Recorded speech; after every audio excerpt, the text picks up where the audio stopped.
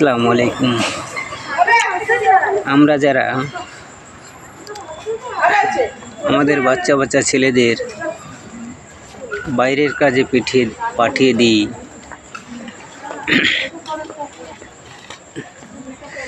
রাজমিস্ত্রি কাজে পাঠাই এবং বাইরে বিভিন্ন রকমের কাজে পাঠাই। আমি বিদেশকে খারাপ বলছি না, আমি বিদেশকে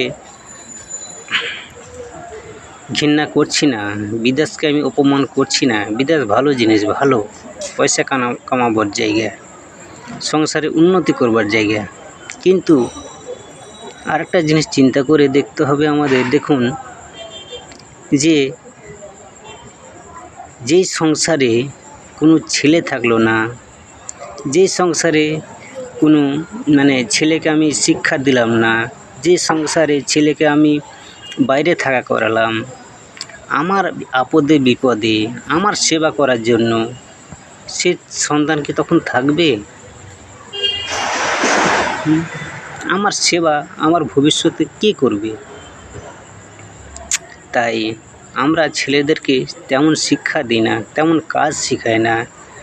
আমরা কষ্ট যদিও করি, কিন্তু আমরা আল্লাহ সুবহানাহু ওয়া তাআলা বলছেন কি, চাইতে হলে বাপ মা চাইবে, বাপ চাইবে, কিন্তু ছেলে কেন চাইবে?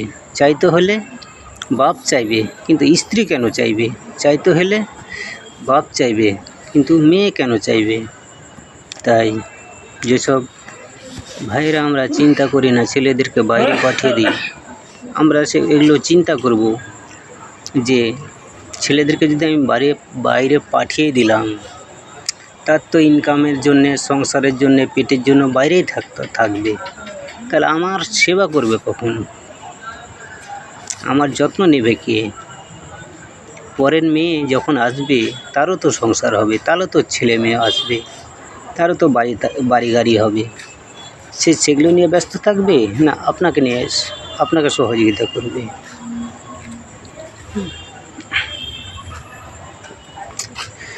তাই আমরা যারা বিদেশে এখানে ওখানে কত রকমের মানুষ আপদ বিপদ থেকে আল্লাহ সুবহানাহু ওয়া তাআলা রক্ষা করুন, কত অশান্তিতে থাকছে, কত কষ্টই থাকছে, আমরা কেউ ঘর থেকে বুঝতে পারি না। ছেলে বিদেশে গেছে, বাইরে থেকে আসছে, আনন্দ ফুর্তি, ঘুরছে ফিরছে, কম বয়সে টাকা পাচ্ছে, ইনকাম করছে, কম বয়সে টাকা পাচ্ছে। সেসব ছেলের জীবনে কী হতে পারে বলুন? সেসব ছেলে কী শিক্ষা অর্জন করতে পারে বলুন? এগুলো আমাদের জানানোর দরকার আছে, ইবাদত করানোর দরকার আছে। আল্লাহ কি সেটা জানাবার দরকার আছে, আল্লাহ রসুল কি সেটা জানানোর দরকার আছে।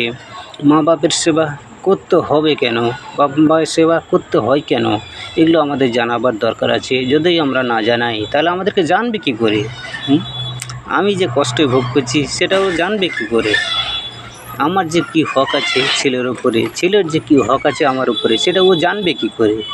তার ভিতরে তো সেই অল্প বয়সে যুবককালে তার ভেতরে যে আল্লাহ সুবহানাহু ওয়া তাআলা কথাগুলো বলছেন, শয়তান এমন একটা জিনিস, শয়তান একবার যার ভিতরে ঢুকেছে, দেখুন শয়তান কাউকে ছাড়েন না।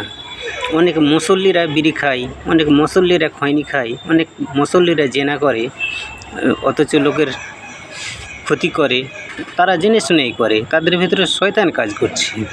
তাই তারাকে যদি শয়তান না ছাড়ে, তাহলে আমাদেরকে শয়তান ছাড়বে? আমাদের ছেলেমেয়েদেরকে শয়তান ছাড়বে আমরা যদি ঠিক ছোটোবেলা থেকে ব্যবস্থা না করি?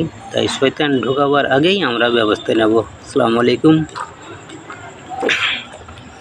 আমরা 5 ওয়াক্ত নামাজ পড়ব, বাপ মেয়ের সেবা করব এবং গরিব মিসকিনদের আল্লাহ সুবহানাহু ওয়া তাআলা ভালোবাসতে বলেছেন, তাই তাদের থেকে আমরা খেয়াল রাখবো।